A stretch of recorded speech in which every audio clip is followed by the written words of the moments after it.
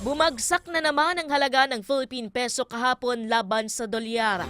Ngayon, ang dahilan ay ang nangyayaring gulo sa pagitan ng US, Israel at Iran na nakaapekto sa pandaigdigang supply ng langis at ekonomiya ng Pilipinas. Ayon po sa Bankers Association of the Philippines, umabot pa sa 59 pesos and 95 centavos ang kada isang US dollar sa trading kahapon, 5 sentimong pagitan sa iniiwasang 60 pesos bago ito magsara sa 59 pesos and 87 centavos. Humina ng 13 pesos and 5 centavos ang piso laban sa dolyar, resulta ng lalo pa nitong pagbaba mula sa naunang record na 59 pesos and 73 centavos noong March 13.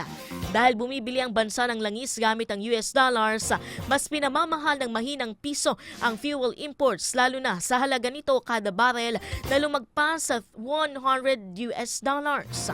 Nauna nang sinabi ng Bangko Sentral ng Pilipinas na hindi ito aaksyon kung umabot man sa 60 pesos hanggang 61 pesos ang isang dolyar.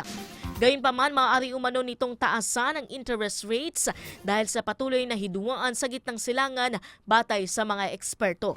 Matatandang bago pa man ang gulo sa Middle East ay bumabagsak na ang halaga ng piso kontra dolyar sa pamumuno ni Pangulong Ferdinand Marcos Jr.